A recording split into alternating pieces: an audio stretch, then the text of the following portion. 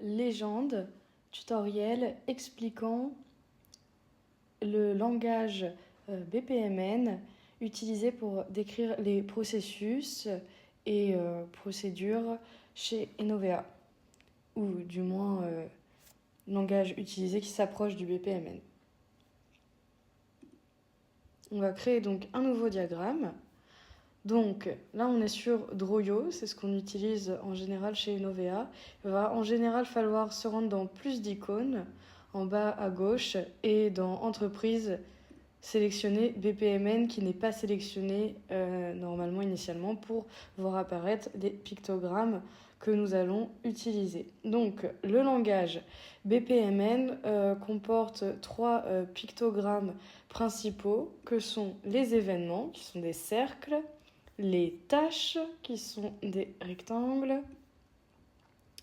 et les gateways, voilà, qui sont des losanges.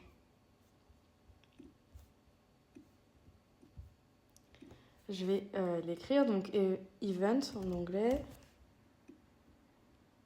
task pour tâche et gateway. Et on va voir rapidement les principaux, les sous-objets de chacune de ces catégories. Donc, dans les événements, on a le start event qui est un cercle à bord fin.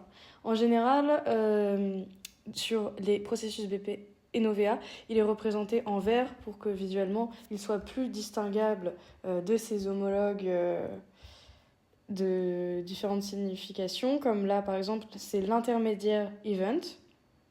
D'ailleurs on peut voir son nom affiché quand on va dans ses paramètres, on fait modifier le style et là on voit... Ah non, je me trompe, c'est pas renseigné. Mais c'est un intermediate event, faites-moi confiance. Et on peut aussi le représenter en jaune pour que visuellement ce soit plus facile. Bien que la plupart du temps, sur les processus Enovea, les événements sont juste représentés par des cercles parce que les processus sont tellement riches et comportent tellement d'étapes que en dézoomant, on ne voit plus la distinction entre double trait et trait unique. Donc voilà, on fait de l'abus de langage BPMN. Et le cercle à bord épais, c'est le end event, souvent représenté en rouge pour que visuellement ça se voit mieux. Donc voilà pour les événements. Start event, cercle à bord fin, intermediate event, cercle à bord fin et double, et cercle à bord épais, le end event.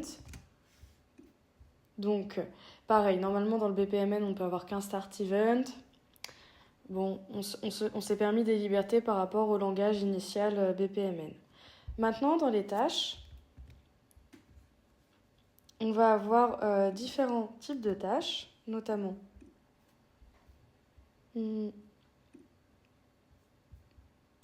donc celle-ci, c'est juste un rectangle à bord fin, mais si je modifie le marqueur,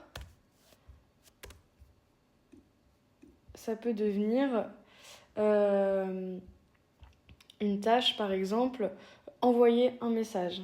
Alors la tâche envoyer un message, c'est celle représentée par une enveloppe pleine. On a aussi la tâche recevoir un message, mais bon, bah, c'est moins logique, mais voilà, avec une enveloppe vide. Il y a des user tasks, donc pour définir des tâches réalisées par une personne, des manual tasks pour décrire des tâches manuelles, donc ce qu'on n'utilise pas du tout chez Enovea parce qu'il y a très peu d'activités manuelles par exemple, et les decision tasks qui sont intéressantes parce que du coup l'OMG, l'Object Management Group qui a créé ce langage BPMN, a également créé deux autres sous-langages, CMN et DMN, et notamment le DMN c'est pour Decision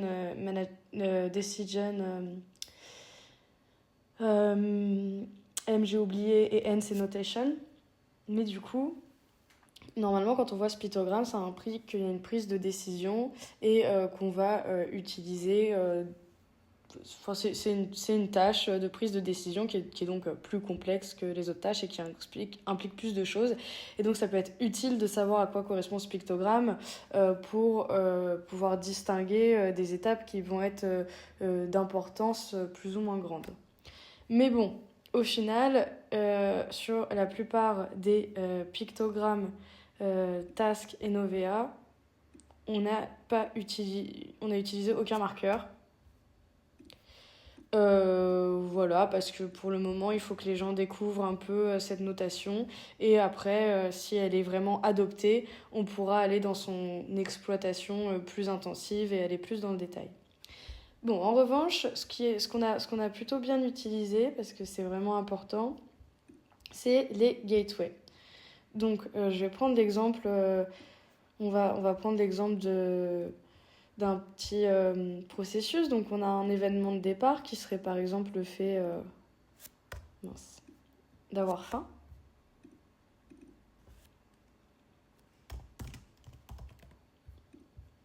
Et du coup, la tâche numéro 1, ça va être consulter. Alors, une tâche, ça commence toujours par un verbe, normalement. Mon portefeuille. Et de là, il va y avoir plusieurs issues. Et donc, on va utiliser la gateway exclusive pour dire qu'il n'y a que 2 issues. J'ai plus de 10 €, on va dire 20 parce que inflation. J'ai plus de 20 €. Et bien là, il n'y a que 2 issues possibles. C'est oui ou non.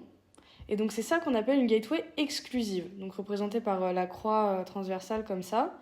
C'est qu'il peut y avoir autant de flèches qu'on veut, mais on n'en empruntera qu'une seule. Bon, je ne vais pas m'oublier.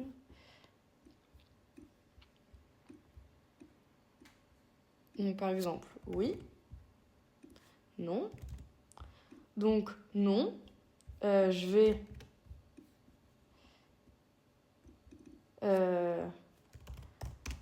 cuire des pâtes.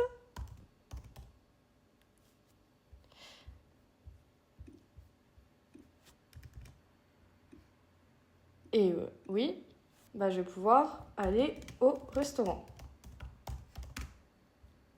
Ensuite, bon, bah, je vais au restaurant. C'est bon, j'ai plus de 20 €. Là, on va me proposer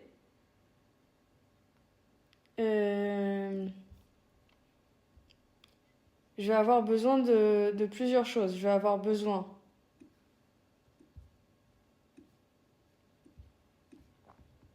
de déjà m'habiller, donc on va dire trouver mes chaussures.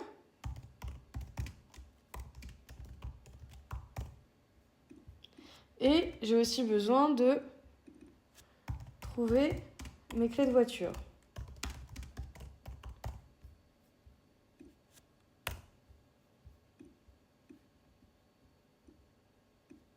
Bon, là, on se doute bien qu'il n'y a pas trop le choix, c'est pas l'un ou l'autre, c'est forcément les deux. Et donc c'est pour ça qu'on utilise une parallèle gateway, donc avec cette croix perpendiculaire cette fois-ci, qui va toujours être représentée avec son homologue de fermeture. Et ça veut dire qu'en fait on passera pas à la suite du processus tant que toutes les tasks entre ces 2 portes, il peut y en avoir plus que 2, ne sont pas complétées. Et donc ça, c'est la parallèle gateway. D'ailleurs, je vais les écrire. C'est en anglais. Et ça, c'était la exclusive gateway.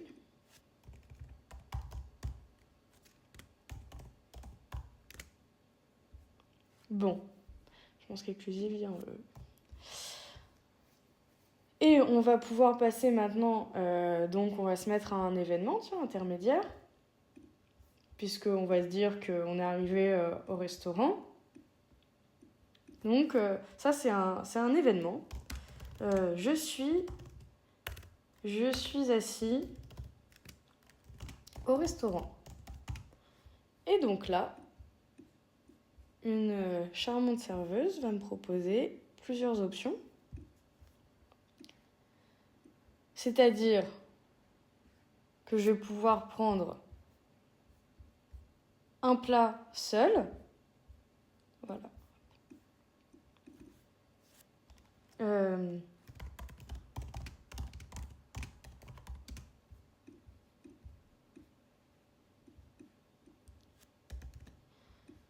Je peux commander, je vais mettre juste un plat d'ailleurs, parce que pas seul, mais juste commander un plat, commander une boisson, ça fait bar aussi, et commander un dessert. Et bah là, ça c'est la gateway donc inclusive, c'est-à-dire que je peux faire l'un ou l'autre, ou les deux, ou les trois. En fait, là, je fais comme je veux. Si je veux plat, boisson, dessert, mais si je veux juste prendre un tiramisu et un coca, c'est bon aussi, je fais absolument ce que je veux. Et donc, voilà, on va dire que j'ai commandé une boisson et un dessert, et on me les apporte, et voilà, fin de l'histoire, end event. J'ai plus faim. La boucle est bouclée. Et donc voilà, c'est très simple, c'est très vulgarisé. Je pense que l'Object Management Group serait outré de cette présentation de leur langage parce que c'est bien plus complexe, mais au moins, ça, en restant objectif sur le temps que les personnes concernées par les processus Enovea ont à consacrer à ces choses-là, ça doit juste être un outil pour les accompagner et pas quelque chose à apprendre, enfin voilà quoi, une source de stress en plus. Donc c'est extrêmement simplifié, mais on a réussi à se débrouiller et pas trop mal à décrire ce qui se passait avec cette vulgarisation. Donc je vais juste expliquer le dernier objet qui va nous intéresser, c'est les swim lanes.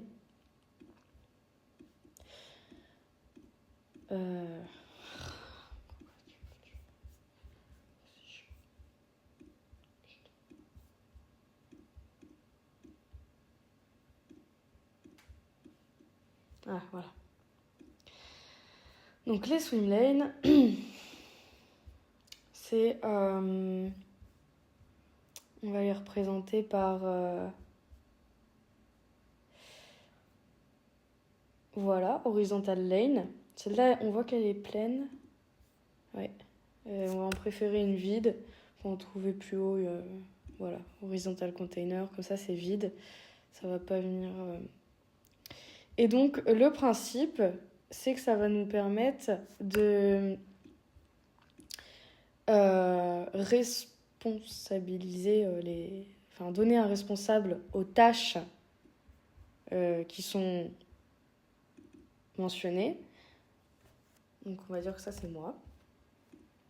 C'est toutes les actions que je fais, mais c'est toutes les actions qui sont sous ma responsabilité, en fait. Commander un plat, commander un dessert.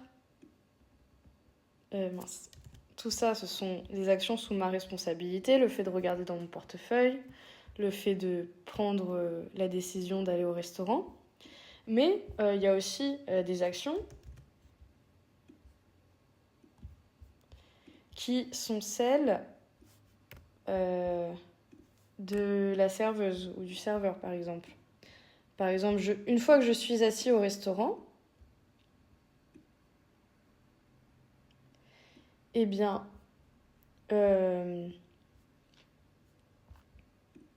il est temps de m'amener la carte, par exemple.